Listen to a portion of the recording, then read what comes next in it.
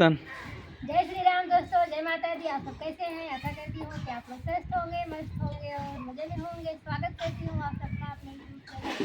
तो दोस्तों, ये मेरी दीदी है, वो भी दीदी है। तो हम लोग सुनाने जा रहे हैं पारंपरिक विवाह गीत। बहुत ही प्यारा विवाह गीत है। तो आप लोग वीडियो में बने रहिए और गीत को पूरा जरूर सुनिएगा। गीत कैसा लगा तो आप सब कमेंट में जरूर बताना। हाँ दीदी बहनी, हमारे लोग के विवाह गीत कैसा लागत बा, आप लोग एक प्यारा सा कमेंट के जरूर बताइए। काहे के कि ये पारंपरिक पुराना देहाती गीत तो सब अपने अपने सोचत हो। ये सूप मौनी रखा बा, हमारे दीदी अपन वीडियो बनाए ना, वीडियो कॉमेडी वीडियो शूट करत हम कहे हम अपन गाना बनाए ली उर्दी छुगाते भैया वही विवाह गीतिए गवाए। तो गीतिए कैसा लागत बा दीदी बहनी हमारे कमेंट के जरूर बताई दी हैं। और फटाफट जो नया हुई है चैनल के सब्सक्राइब करिए, वीडियो को लाइक करिए। चला दीदी बहनी सुनवा दे जाओ।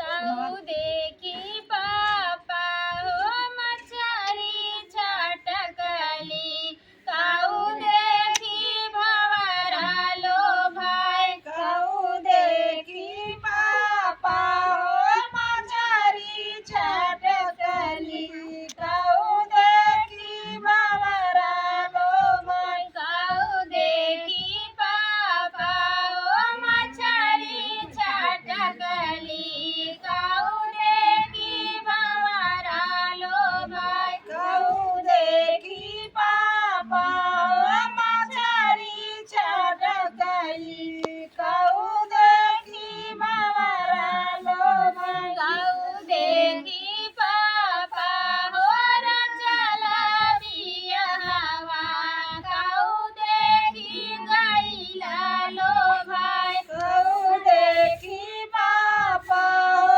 रचला बियावा, काऊ देखी गइला लो भाई, काऊ देखी पापा हो रचला बियाहवा, काऊ देखी गइला लो भाई, काऊ देखी पापा हो रचला बियावा, काऊ देखी गइला लो भाई, पानी देखिए बेटी मछरी छटकली, फूल देखी भंवरा लो भाई, पानी देखी बेटी मछरी छटकली, फूल देखी भंवरा लो भाई, घर देखिए बेटी रचली बियाहवा, घर देखी